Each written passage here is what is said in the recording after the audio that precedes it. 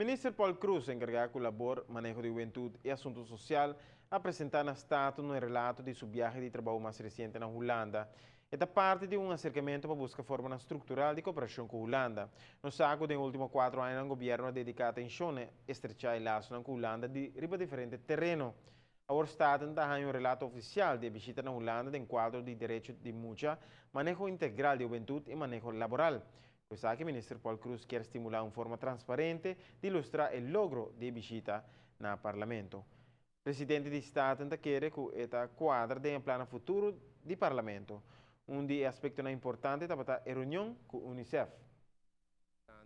Onde o Unicef dona apoio na Aruba, para o qual trata o Tratado de Direitos de Mucha.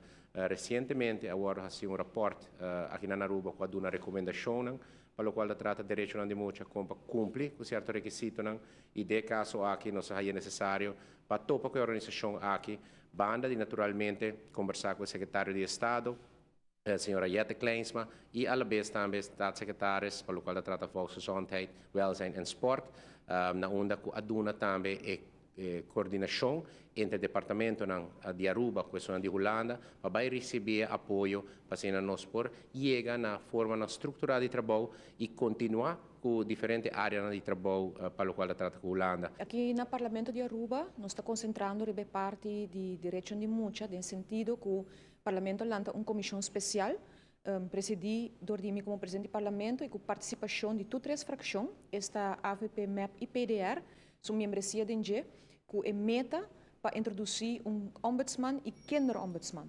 No quadro de aqui, tem necessidade para fazer certo caminho de lei, para assim o kinderombudsman vira uma realidade.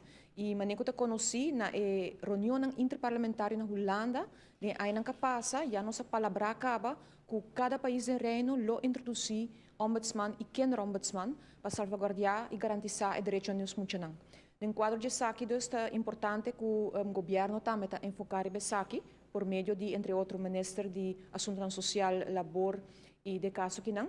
E me quero que é sumamente importante para, uma vez que a lei aqui passa ao Parlamento, para também, naturalmente, kinderombudsman word nombrar, isso que está sucedendo de caso aí do Parlamento, para virar algo que está independente e por funcionar também de uma forma autônoma.